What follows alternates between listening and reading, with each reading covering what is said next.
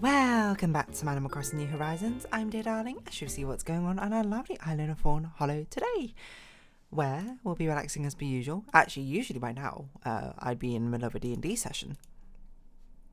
But, as I think I mentioned a few times before, that it's taking a little bit break over the holidays. For one, to give me a break. You know, I have very much been doing this twice a week continuously since February, essentially. So, you know, definitely a good time for a breather, if anything, which is basically what this week is. And then another 2 weeks because the holidays are going to be an absolute nightmare to schedule, in my opinion. And I was just like, I'm not even going to bother trying. Let's just take a few weeks break. We'll see you next month. So, good evening, everyone. Right now in Fawnhallow at 7:07 p.m. on Monday, December 16th, 2024. Yeah. I guess interesting to think about, because my initial thought was that I was not going to take this week off. It was just going to be next week, because next week is like Christmas week and the week after that is New Year's week, and I was like, that makes probably most sense to take off. But I was like, no, let's be reasonable. Let's cut yourself some slack, because now I've had time to actually do some other stuff I wanted to, mainly drawing. Like I finished off a drawing which has been sitting in like my to finish folder for like a year or something, and I'm finishing off another one which has been in there for like 2 years or something, and it feels nice. It feels good to actually do that. You know, again, I like drawing, you know, I like creating these concepts and that sort of things, but it takes time, and that's time, you know, which is difficult to juggle, I suppose, when I was doing D&D as well. Not to say that like there couldn't be time for it, but it's the difficulty with both D&D, YouTube, and all the other stuff which was going on. I was just like, this is too much. But now with holidays, I'm like, the holidays should sync up with holidays, why not? What I'm going to try and do is certainly, you know, maybe this is like the opposite of taking a break still, but I want to try and build up more of a backlog for YouTube videos again, because I do want to have the sort of comfort of being able to draw whenever, or play music whenever. Like my piano over there has currently just got a load of things sitting on it because that's how long it's been since I played it. What the heck was that? Did something just shoot past? But yeah, that's not what we're going to talk about today. What are we going to talk about today? I'm not really sure. The new ZZZ characters have been teased and leaked, shall I say? Or, you know, you didn't hear that from me. Interesting, I would say. I would say that one of them's kit looks very fun. Or at least the animations are very fun and flashy. I mean, one is like, fine, I guess.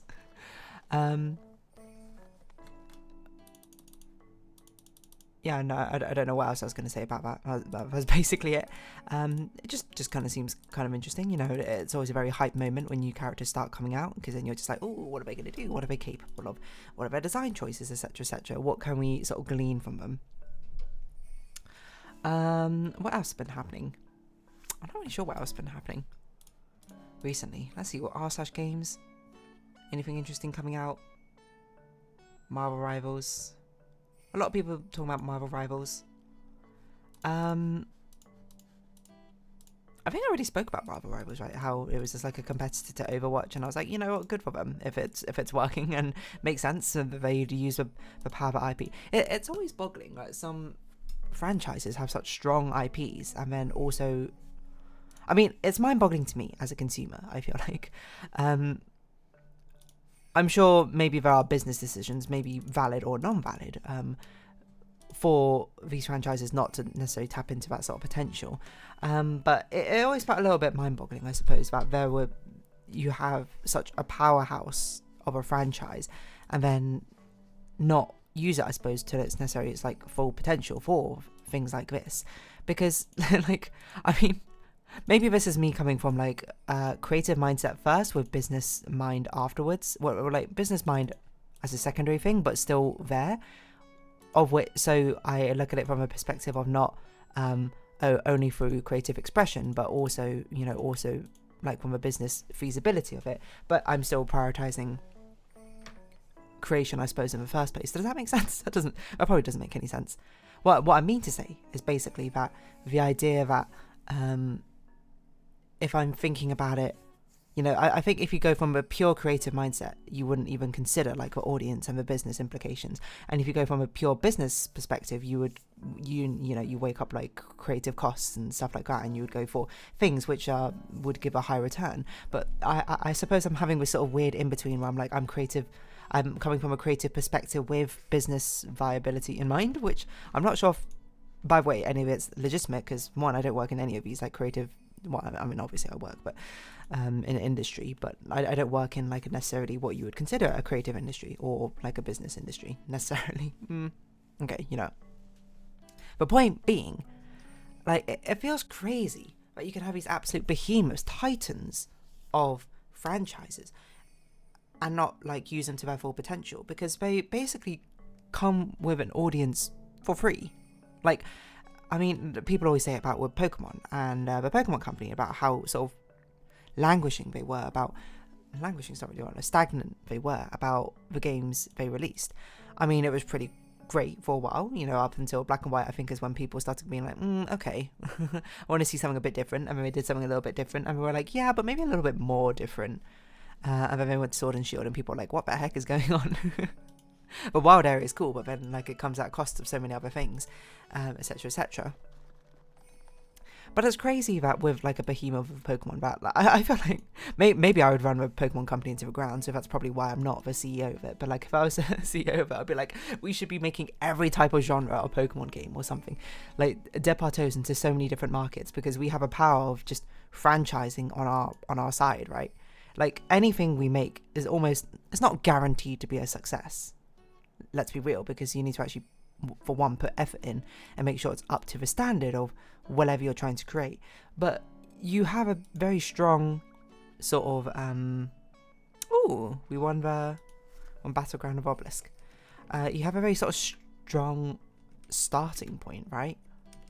Because one of the hardest things, and I suppose I'm coming from a game creation standpoint, one of the hardest things about creating games is, the fact that eventually you're going to need an audience, right? You're going to need people to actually,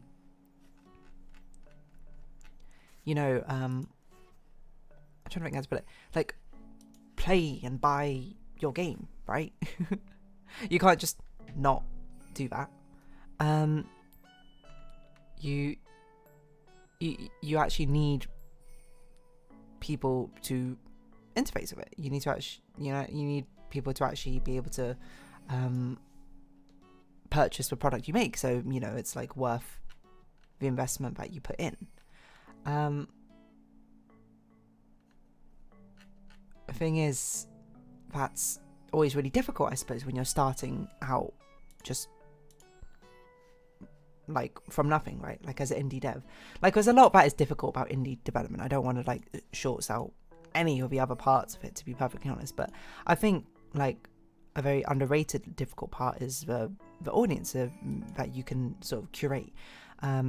I mean, like Game Maker's Toolkit actually talked about was like through the game that he made, and he was just like, it's unfair for me to say that this was like a true indie sort of development journey, because he was like, I've got like 1 million YouTube subscribers who, like, a good percentage of them will try out my game. One of the hardest parts of garnering an audience has already been solved for him. And I was like, that's a very honest sort of look at things, and it's true. Like, marketing is a very different skill set, right, to actually creating games in first place. So that's why I'm just like, when you have behemoths like Pokemon, a household name, like Mickey Mouse and friends, like with Disney and other big IPs, I almost feel like this is the creative part of me just being like, I feel like it's a given that you almost have like an obligation to try and sort of dip your toes into a lot of different other things, not all at once, obviously, don't try and spread yourself too thin, but like with the power of that, like you have, as long as you have a good game, I suppose, as a basis, putting the skin of these franchising on top of it is basically sure to make it a success, right? But then, now I say that, maybe that's not necessarily true. It kind of depends, right? I mean, Pokemon did make a MMO. A MOBA, right? They made Pokemon Unite, and then it kind of fizzled out, I suppose, by nature of maybe the audience of Pokemon. Well, I don't know if it's really fizzled out necessarily, but it certainly feels like it. At least when I played it, I was just like, I didn't have as much, interest in it, playing it anymore. Like, I was just like, I feel like there's kind of like a depth to it, but it didn't feel, I don't know, it was missing that sort of it factor, which is why I guess you kind of need a strong foundation in the first place. So it's not as easy. Of course, it's never going to be as easy as like you have a strong franchise, just do it and it will work. I don't mean to frame it like that, but it's just like, I don't know. I feel like you can't help but try, right? You have such a big safety net. Like Pokemon's got all the Pokemon games making sort of billions and billions, right? And you can spend like a few million, right, investing into a different sort of game type and seeing how well that sells. But the thing is, I feel like you actually have to like fully commit to it, right? You have to hire a team who actually know what they're doing with regards to that. Like maybe they've made an indie project with that. Maybe they made like a hit MOBA indie project or something like that, and then you buy them and be like, okay, make your game, we'll give you all the funding you need for it. The only criteria is that it needs to be skinned to like Pokemon or something. I feel like a lot of indie devs might jump on that depending on what sort of game they're trying to make. If it's a mechanical based game, then yeah, like I don't know. I'm not here gonna speak for all indie devs because I don't think this is appropriate for me to. But this is me from the outside looking in. Be like, this would be a great opportunity to bring the mechanics I want to life. I'm being fully sponsored essentially for it. I've got now a stable, like contract job for it. It seems like an absolutely easy win for me. At the same time, if I was making like a story game or a visual novel, I'd be like, no. Like, but the core part of it is the story I'm trying to make here. I'm not trying to do it with Pokemon characters or something.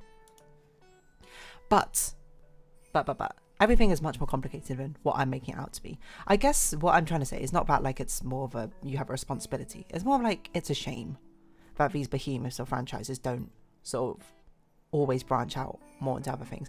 Like, to their respect, I feel like it certainly has been happening a lot more recently. The stagnation, I suppose, of certain franchises is sort of coming around a bit. Pokemon, they like branched out into a fighting game with Pokken Tournament, which I thought was kind of interesting, but I wasn't a super... Well, I kind of like playing it as an arcade game. I didn't play it as much as a Switch game, to be honest. I can't really put my finger on why exactly. I think the 3D fighting felt really weird, in my opinion. Like, I couldn't get my head around it. The 2D fighting was kind of cool. But that I kind of liked, but maybe that's just due to familiarity.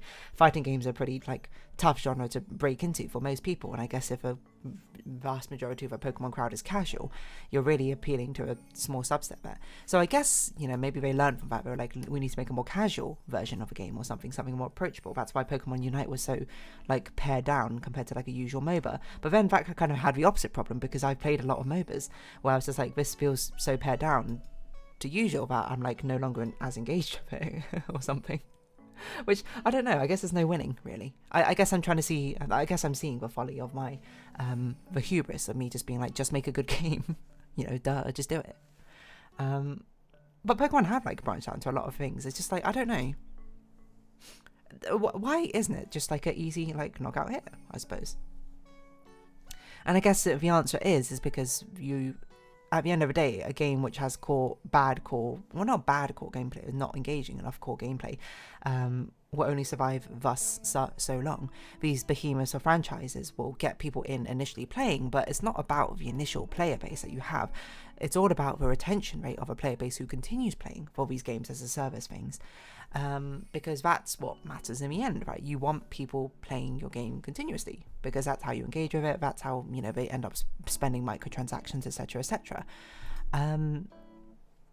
That's just the day we live in. But I guess it kind of is the problem now is you're competing against so many other games as a service. Every game out there right now is basically trying to vie for your attention to be like, I want you to choose me as a game you play all the time. All other games should be secondary. This is a game you should have chosen to be your go-to game. And it's difficult because I feel like if you beat this market by like a few years, that would have been crazy. Like, imagine if Pokemon Unite came out like as LoL was gaining popularity or something. Would it have been as big as LoL? I don't think so. But it would have been like, would have had like significantly less competition, and people would have probably gone crazy for a Pokemon game where like it'd be like, whoa, innovative gameplay. So I guess the thing is, you're kind of now essentially you still got the same problem as any sort of game developer does, is you're trying to sort of read the market and develop things which are fast enough to the market and flavour a month enough that they won't fade out by the time they're actually released. So yeah, I mean, I don't mean to undersell the fact that Pokemon, you know, things like that do branch out and have a lot of interesting things. Some succeed very well. Pokemon Go has been an absolute knockout success, right? That's kind of like the dream, because it's like, the original version, I can't remember, was like some smaller indie group or something who made it, and it had basically like no competition in the market, big franchise behind it, boom, everyone's playing it. Like immediately. I suppose it does help there was a pandemic and it was a good excuse to get outdoors for people sometimes, but it was like boom, that's it, like that's what you need to do. You need to catch that flash in the pan, and I guess really what it is the franchise behind you is just fuel to the fire, but you only have that fuel if the spark is there to begin with, right? Like also, I'm saying Pokemon Unite is dead. I don't actually know if Pokemon Unite is dead. Pokemon Unite concurrent players. What? 400k people are playing? That cannot be right. Is that right? That's insane. That is genuinely insane if that many people are playing.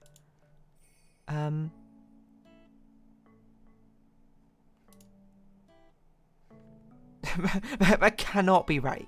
Well, I guess, oh, it's on my phone now, is it? Wait, what? I'm trying to print out a page here. Pokemon Unite mobile phone. Oh, it is on the phone now. Okay, no wonder it's probably had a revitalization like that. I mean, the fact it's got an event probably means it's doing pretty well for itself. Those are some pretty skins. That's kind of what you need to do to be able to get out. Like Pokemon Unite always did strike me as a mobile game. When I played it was only on the Switch, so I was just like, nah. But that makes sense. If it's been released on mobile, then yeah, of course, they can probably keep that player base going. Probably. I don't know. Well, good for that. Still got about 1,000-ish sort of viewers. And very popular in Japan. Like, that makes sense. Japan... Wait, is it Japan who love handheld games, right? I think so. Anyway, I guess that's kind of... What was the other game I was talking about, which I was like... It's fading out or whatever. I don't know. There's too many games now sort of vying for your attention. For consistent play. Makes it a little bit impossible to keep up with, huh? Anywho. Yeah, I don't know. These franchises, it feels like there's a lot that they can do with them, is basically what I mean to say. Because at the end of the day, even though I'm saying that you still need other elements of a recipe for a successful game, you know, the fact that you can have the initial audience taken care of is nice, right? But I guess there's also, you know, the deficit of like, oh, you need to now balance the franchise image with the popularity of it in the first place. So it's not like Pokemon could just... I mean, it's kind of like the thing that Disney did where we're like, oh, apparently you can play as Mickey Mouse in a Fortnite game or whatever, but they're not allowed to like hold guns or something. Which is like, I understand the justification behind it, but then why put them into Fortnite? Is, I guess, my thought process. Like, you got to have a give here or there somewhere, right? But maybe you don't, I don't know. I guess Disney is also kind of like too big to fail, so maybe that's the wrong place to look. Oh yeah, like imagine if Disney came out with like a MOBA or something. Like, I mean, I know Marvel Rivals is now a thing, a hero shooter. That's a very rare thing, where they're like very late to the market for hero shooters. It's more like there's a lull in the market because Overwatch is... The vacuum of Overwatch, I assume, is making demand. I'm not actually sure if that's right or not, but don't quote me on that. I don't know, just fascinating, I suppose, from a business perspective. And fascinating when none of my money is being risked on the line from the creative decisions which are made from set in stone probably like 5 years ago or something, and now seeing the potential benefits and deficits. But yeah, I mean, there's a lot of other sort of like Pokemon games. There's a lot of like Pokemon mobile games. There's Pokemon, the tile one, what was it? I can't remember what it's called. Not Pokemon Snap, Pokemon Swap or something? Well, I played that for a bit doing Sick Form. They had a Pokemon Cafe one, which I tried for like a tiny amount. I loved its aesthetics, but I could not, the gameplay just did not hook me. Because it kind of, like when I saw the trailer for it, I thought it was kind of like Disney Tsum Tsum, but it was more like a puzzle-based Disney Tsum Tsum, which I feel like that's not as exhilarating, you know? The fun part of Disney Tsum Tsum was just be like, constantly swiping, make these huge combos. Yeah, I don't know. Anyway, I'm going to round this episode off here. So if you have been watching, thank you very much. It's been Animal Crossing New Horizons. I've been Dear Darling. Likes, comments, subscription, shares, greatly appreciated. Socials, Discord down below. Hope to see each other again, but for now, it's our farewell. So until next time. bye bye for now.